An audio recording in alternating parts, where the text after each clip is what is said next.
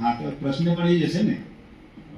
પણ ત્યારે શું કહે છે એમાં જો ત્યારે શું કહે છે કચ્છ જિલ્લા પંચાયતના સિંચાઈ વિભાગના નાની સિંચાઈ યોજનાના કેટલા એ લોકો ટેન્ડરની વાત કરે છે ત્યારે ટેન્ડર પ્રક્રિયાની વાત કરે છે. ના એ આપને પ્રશ્ન છે નાની મેં અગાઉ પણ સિંચાઈના કેટલા ડેમ તળાવો ક્યાં 24/7 પૂછો ને ત્યારે એ લોકો ટેન્ડરની વાત કરે છે. આમાં મને જવાબમાં પછી આપણે એવું સર ડિટેલ હશે એ બી જવાબ આપશે.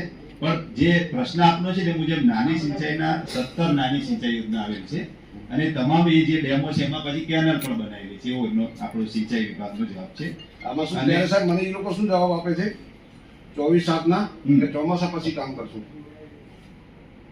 અમે હાલ પૂછો છે કેટલા કામો થયા ન થયા નળીઓ છે આજે શું કહેવો છે?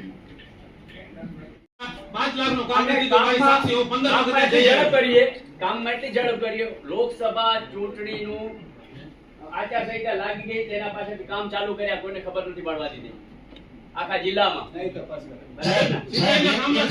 જમાજો થાય છે અહીંયા અધિકારી એક પણ કામ થઈ જાય એક એને આનું કામ છે જરૂર આજથી 2 વર્ષ પહેલા 10 લાખ પાસ છે કામ 1 લાખ નું થયું. જ્યાં કને ચાપલ માતાજીનું મંદિર છે હું તમને એ જ કહેવા માંગુ છું જે મેં ફરિયાદ કરી છે એમના વિરુદ્ધ એમાં હું સાચો છું.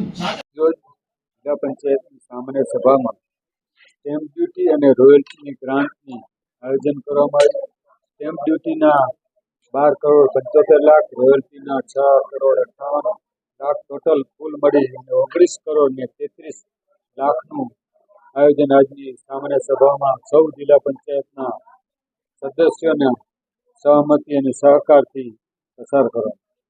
તો આપણે અલગ અલગ પ્રશ્નો વિરોધ પક્ષ અથવા શાસક પક્ષ પણ સત્તા પક્ષના પણ જે પ્રશ્નો હોય એ પણ પ્રશ્નો પૂછી શકે છે. એના જવાબ પણ અમારે ડીડીઓ સાહેબની પ્રજાપતિ સાહેબે બધાના સત્તા પક્ષ અને વિરોધ પક્ષ બધાના જવાબ પણ એમને આપી દીધા છે. ખાસ પ્રશ્ન આપણે શિક્ષણના રહ્યા.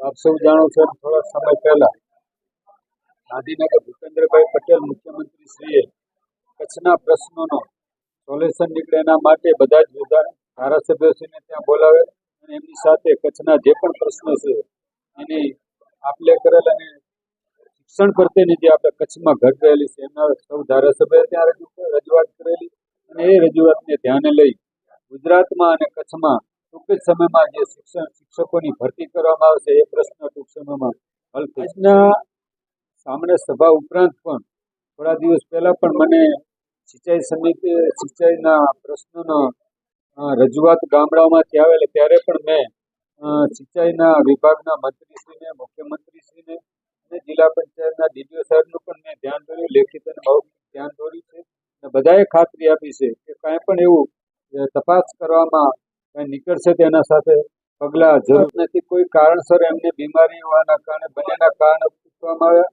બંનેના કારણો વ્યાજબી લાગતા હોવાના કારણે આજના બધા જ સદસ્યો એમાં સહમતિથી એમને સહમતિ આપી. મને જ્યારથી આ મેસેજ મળ્યા ત્યારથી મેં ડીડીઓ સાહેબનું અને આરોગ્ય અધિકારીનું ધ્યાન દોર્યું. પણ એનાથી પહેલા 1 દિવસ પહેલા પણ ડીડીઓ સાહેબના પ્રયત્ન અને આરોગ્ય અધિકારીઓ સતત આની ચિંતા કરતા રહે છે. મિટિંગ પર ખૂબ બોલાવી હતી અને જ્યાં જરૂર પડે ત્યાં પોતે રૂબરૂ પણ અધિકારી ગયેલા. આ સિંચાઈની અંદર ગેરરીતિની ફરિયાદો જિલ્લા પંચાયતના સદસ્ય અને ગામડાઓમાંથી આવતા આજે અમે એવો ઠરાવ કરીશું કે ક્યાંય પણ એવી ગેરરીતિ જણાશે તો એના માટે સતત પગલાં લેવા. ચાંદીપુરમના કેસ બાબતે વાત કરું તો રાજ્યમાં જેમ ખાસ કરીને ઉત્તર ગુજરાત, મધ્ય ગુજરાત અને અન્ય જિલ્લાઓમાં, સુરતમાં પણ જે રીતે ચાંદીપુરમના કેસો જોવા મળી રહ્યા છે એના સંદર્ભે તારીખ 18/7ના રોજ માન્ય આરોગ્ય મંત્રી શ્રી અને રાજ્યના અગ્ર સચિવ આરોગ્ય વિભાગ દ્વારા સમગ્ર રાજ્યના બધા જ જિલ્લા કલેક્ટરશ્રી, જિલ્લા વિકાસ અધિકારીઓ સાથે ખૂબ જ ઊંડાણપૂર્વક બ્રીફિંગ કરવામાં આવેલું હતું અને બીજા જિલ્લાઓમાં પણ કંઈ ના થાય એની તકેદારી રાખવા માટે સૂચનાઓ આપવામાં આવેલી હતી. એના સંદર્ભે આપણે પણ અહીંયા કચ્છ જિલ્લા આરોગ્ય તંત્ર મારફતે જિલ્લાના તમામ મેડિકલ ઓફિસર, તાલુકા હેલ્થ ઓફિસર તમામની એક તાકીદની બેઠક બોલાવી કલેક્ટરશ્રીના અધ્યક્ષસ્થાને અને બધાને આપણે આગતરું જે આયોજન કરવું, ખાસ કરીને આ જે ચાંદીપુરમ વાયરસ છે એક પ્રકારનો ફ્લાય ડસ્ટ, જે ડસ્ટ ફ્લાય નામની એક હોય કે જ્યાં ગ્રામ્ય વિસ્તારોમાં કાચા મકાનો હોય એની તિરાડો પડેલી રહેતી હોય એમાં એ રહેતી હોય છે. એ પછી કોઈને બાઇટ કરડે તો એના દ્વારા પછી એ આગળ ફેલાતું હોય છે. તો ખાસ કરીને તાત્કાલિક આવા જ્યાં ગ્રામ્ય વિસ્તારોમાં પાણી ભરાઈ રહેતું હોય અથવા તો કાચા મકાનો હોય તો એને લીપણ કરવા માટેનું સૂચનાઓ આપવામાં આવેલી છે. અને એના માટે TCL પાવડર, મેલેથિયોનિન પાવડર જે આવતો હોય એ પણ આપણે તાકીદમાં અહીંયા મંગાવી લીધેલો છે. 6 ટનનો જથ્થો આપણી પાસે ઉપલબ્ધ છે.